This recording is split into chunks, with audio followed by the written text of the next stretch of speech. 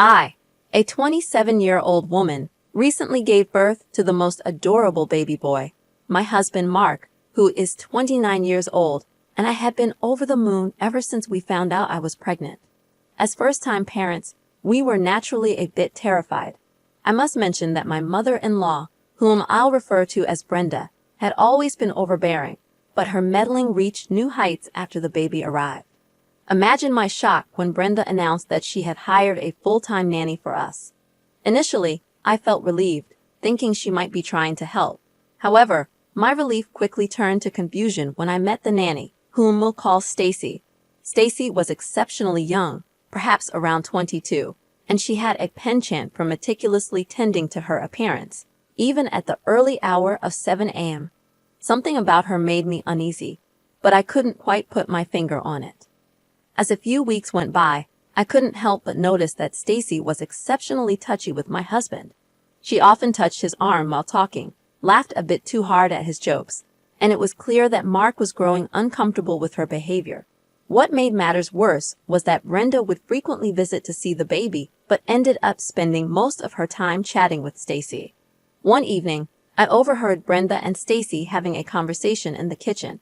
I couldn't make out the entire conversation, but I caught phrases like, "He'll come around," and "just be patient." My stomach churned, and I felt the need to figure out what was truly going on. A few days later, Mark was working from home, and I was supposed to take the baby to the doctor, but had forgotten something upstairs. When I went back up, I froze. There was Stacy, attempting to kiss Mark in our bedroom, and Mark was pushing her away, looking horrified. I couldn't contain my emotions any longer. I screamed at her to get out while Mark stammered, trying to explain that he had no idea what was happening. Fuming, I called Brenda and demanded to know what was going on. Smugly, she told me that she had known Stacy for years and believed that Mark deserved someone more polished than me. She had hired Stacy with the intention of trying to seduce him away from our marriage. I was left speechless. I informed Brenda that she was no longer welcome in our home, fired Stacy on the spot, and warned her that if she ever came near our family again, I would involve the authorities. Mark was overwhelmed with guilt and swore that he had no prior knowledge of this scheme. I wanted to believe him, but I was deeply hurt and blindsided by the entire ordeal. We knew that we needed to have a serious conversation, but we were at a loss about where to begin. First and foremost, I want to express my heartfelt gratitude for the immense support and advice you all have provided. It's been quite a roller coaster since my last update, and I felt it was important to keep you informed about our progress. After taking some time to cool off and carefully reflect on the situation, Mark was sincerely apologetic and agreed that we needed to seek couples counseling to navigate through these troubled waters.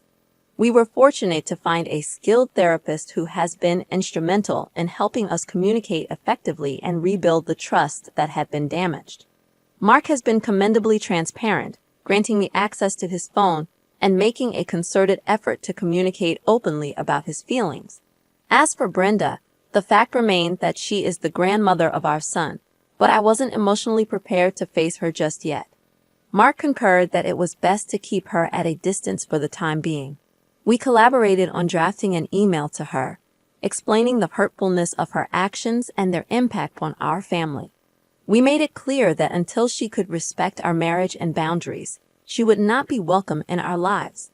Surprisingly, about a week after sending the email, we received a handwritten letter from Brenda. She profusely apologized for her actions and mentioned that she was actively seeking therapy to address her controlling behavior. She accepted the consequences of her actions, including the possibility of not being a part of her grandson's life. This unexpected turn of events left us genuinely surprised. Our therapist advised that if we were contemplating the idea of reintegrating Brenda into our lives, we should proceed cautiously and arrange a mediated meeting with her. We agreed to meet her at our therapist's office.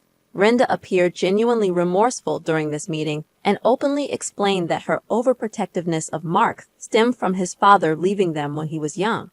She admitted to seeing parts of herself in Stacy and mistakenly believed that if Mark married someone like her, it would strengthen their marriage. She now recognized the flaws in her logic. Following the therapist's guidance, we decided on a gradual reintroduction with clearly defined boundaries. we would allow Brenda supervised visits with our son, provided that she continued with therapy and respected our marriage. In addressing the nanny situation, we acknowledged our need for assistance but wanted to ensure we were making the right choice for the right reasons. After careful consideration, we found a wonderful older lady through a reputable agency. She brings years of experience as a nanny, and her primary focus is genuinely on helping us care for our son. We understand that the road ahead is a day-by-day process, but Mark and I are committed to rebuilding and focusing on our family. I'm striving to release my anger towards Brenda while maintaining a cautious distance. Some of you might consider me too forgiving, but I believe that everyone deserves a chance to change if they genuinely show remorse and take steps to do so. Nevertheless, I remain vigilant and won't hesitate to sever ties if Brenda oversteps her boundaries again. So, this is where we stand at the moment. I'm still processing everything, but your support has been incredibly meaningful. Since my last update, significant developments have occurred, and I feel the need to share it all. Things seem to be on an upward trajectory. Brenda was actively participating in therapy, putting in genuine effort to change. Mark and I were in the process of rebuilding our trust, and our new nanny was working out wonderfully. However, one day, Mark received a message on social media from none other than Stacy, the former nanny. She insisted on an urgent meeting with both of us. We were hesitant, but something in her message piqued our curiosity. We agreed to meet her in a public place, with a friend accompanying us for moral support. Stacy appeared worn out, as if she hadn't slept in days. Tearfully, she confessed that Brenda had manipulated her. She revealed that Brenda had convinced her that Mark was in an unhappy marriage and needed someone better. Stacy genuinely believed she was helping him by attempting to get closer. But after being fired, she had a change of heart and wanted to make amends. We were both in a state of shock. Stacy showed us messages from Brenda that confirmed her story. When we returned home, it felt as though the ground had been pulled out from beneath us yet again. Brenda had been deceiving us all along. I was consumed by anger, and we decided to confront her. We arranged to meet Brenda at our house, where I presented all the evidence we had against her. Initially, she tried to deny it, but eventually, she relented and admitted to manipulating Stacy. She claimed that she had changed since then, which I found incredibly audacious. I informed Brenda that she was no longer welcome in our lives or in her grandson's life. I asked her to leave and never contact us again. Mark was heartbroken, feeling as if he had lost his mother. I couldn't help but feel sorry for Mark, but I knew that protecting our family was my foremost priority. Consequently, we decided to seek legal counsel regarding Brenda. Our attorney recommended a restraining order due to her manipulative behavior, and we pursued it successfully. In the midst of all this chaos, Mark and I grew closer, recognizing the necessity of unity to safeguard our family's well-being. We began attending a family support group designed for individuals grappling with manipulative family members, and it proved to be a valuable source of guidance. Our primary focus is now on cultivating a safe and loving environment for our son, free from negativity and manipulation. As for Stacy, while we didn't envision a friendship with her, we appreciated her coming forward. We suggested that she seek counseling to understand how she had allowed herself to be manipulated. I'm proud of the progress we've made, but it's disheartening that we had to go through such a challenging journey. My family remains my top priority, and I'll always protect them. Now, it's been almost a year since my last update, and I never thought I'd post again. However, something remarkable happened, and I feel compelled to share it with you. After Brenda was out of our lives, Mark and I shifted our focus towards rebuilding and strengthening our family. Our son is growing rapidly and continues to be the light of our lives. Our new nanny has become an integral part of our family. One evening, Mark and I received an invitation to a family therapy session from Brenda, conveyed through her therapist. Naturally, we were initially skeptical, but after discussing it with our counselor, we decided to attend, just to see if there was any genuine change. In the session, Brenda was almost unrecognizable.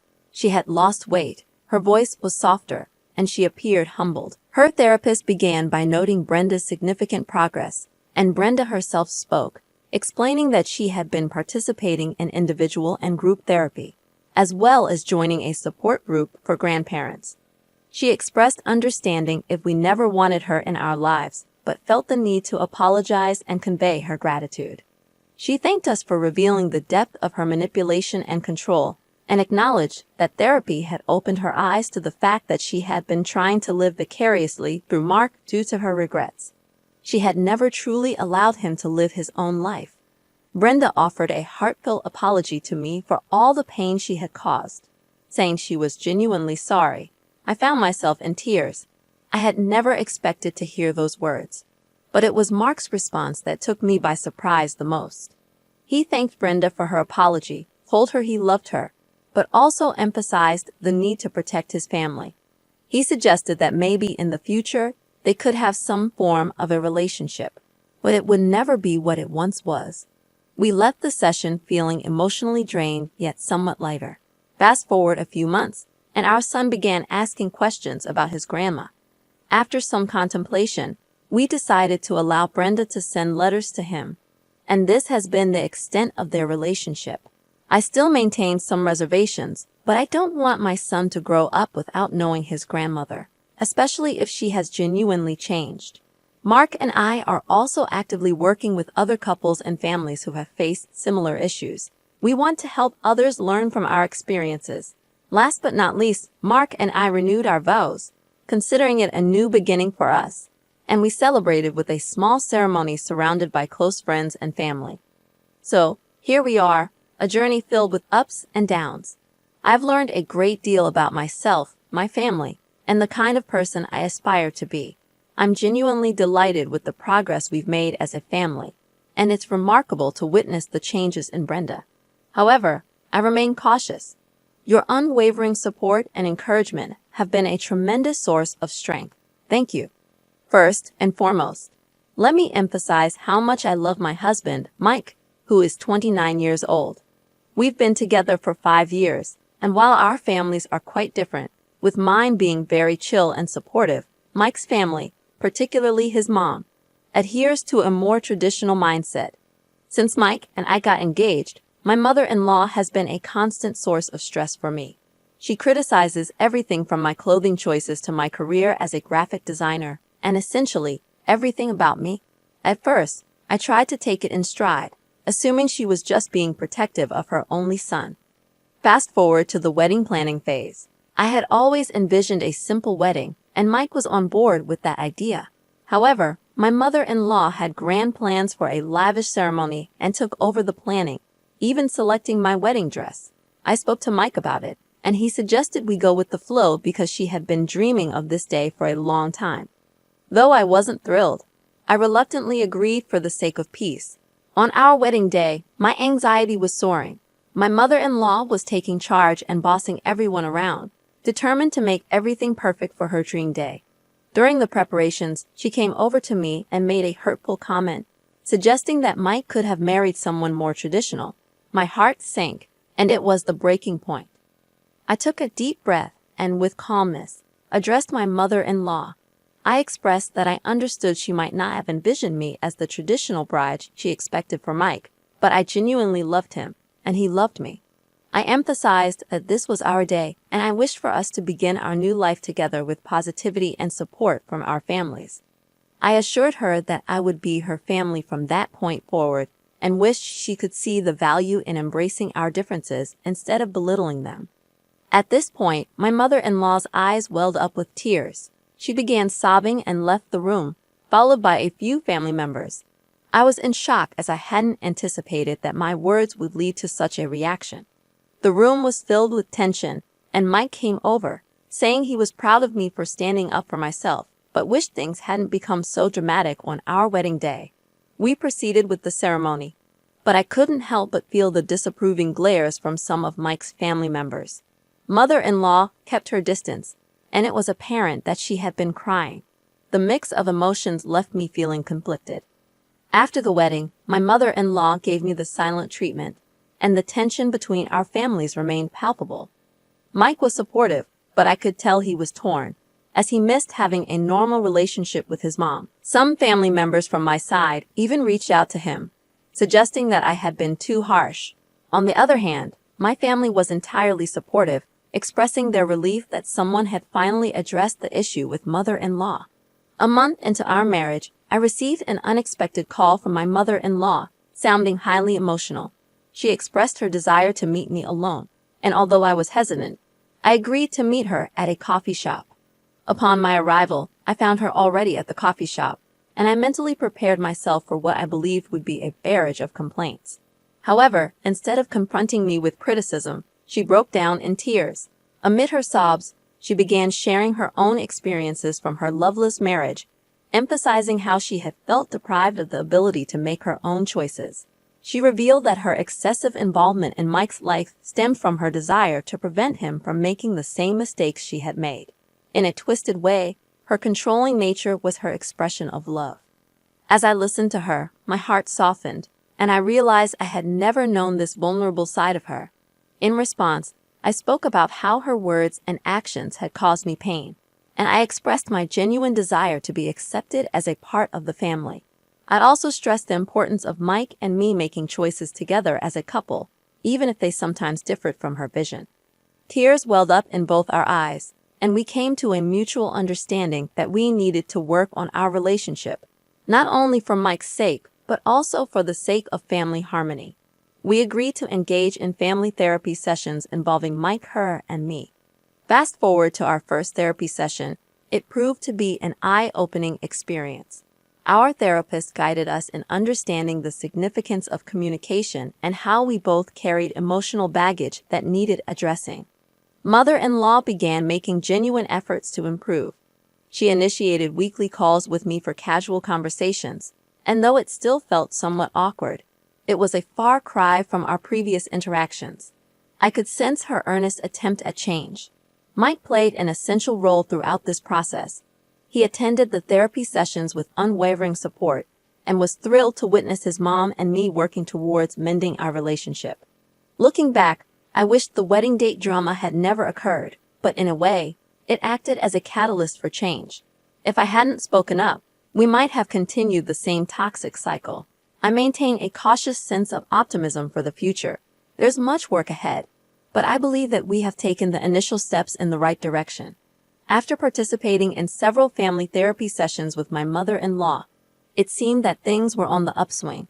She appeared to be more understanding, and we began to cultivate a relationship that bore some resemblance to a typical mother-in-law and daughter-in-law connection. However, about 2 months ago, Mike and I discovered that we were expecting our first child. We were ecstatic and couldn't wait to share the news with our families. Consequently, we organized a small dinner at our home to make the announcement. As the evening progressed and both of our families arrived, we enjoyed a pleasant dinner together. However, when we finally broke the news about the pregnancy, mother-in-law's reaction was far from what we had expected. Upon hearing the news, my mother-in-law immediately burst into tears, and her enthusiasm was palpable as she began talking about all the things she wanted to do for her grandchild. Initially, her intentions seemed sweet, but gradually, it morphed into her making plans without considering our feelings or opinions. I endeavored to maintain my composure and tactfully suggested that we should all discuss and make decisions together as a family. Regrettably, my mother-in-law did not take kindly to this approach and accused me of trying to keep her grandchild away from her. This time, Mike intervened and calmly told his mother that this was a joyful moment for us, and we should be celebrating together. He also emphasized that she needed to respect our boundaries as parents. This, however, only made my mother-in-law even more emotional, and she stormed out of the house. Consequently, the rest of the night was somewhat ruined, and it became apparent that we were back to square one. Despite the setbacks, we continued with our therapy sessions, and our therapist suggested that perhaps mother-in-law needed individual counseling to address her underlying issues. Mike and I were both supportive of this idea and encouraged her to consider it. The turning point came when, after a particularly emotional therapy session, my mother-in-law agreed to start individual counseling. She began attending these sessions, and we noticed a transformation in her demeanor. She became calmer and more receptive to our perspectives. During a joint session, she tearfully apologized for her behavior on the night of our pregnancy announcement and acknowledged that she still had a long way to go in comprehending and respecting boundaries. At present, we are cautiously navigating our relationship with my mother-in-law. There have been both ups and downs, but the fact that she's open to counseling and is showing signs of self-reflection is a promising development. In the meantime, Mike and I have been diligently working on establishing clear boundaries and communicating our expectations for involvement in our child's life. We understand the importance of our child having a relationship with her grandmother, but it has to be a healthy one. In addition, we are focusing on building and nurturing our little family. The pregnancy has brought us immense joy, and we are eagerly preparing for the arrival of our precious baby. I'd like to express my sincere gratitude to all of you for your invaluable advice and kind words. It's been a roller coaster, but knowing that I have your support has made a significant difference. Following my last update, my mother-in-law continued with her therapy, and we began to notice gradual signs of improvement. She started communicating more openly, and we cautiously started involving her in planning for the baby.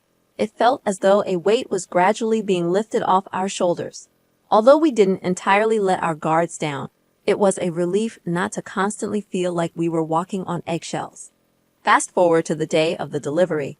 Mike and I had a well-established birth plan, which we had communicated to both our families. According to our plan, only Mike was to be in the delivery room, and family members were to wait until we were ready for visitors. However, just as I was being wheeled into the delivery room, guess who unexpectedly appeared?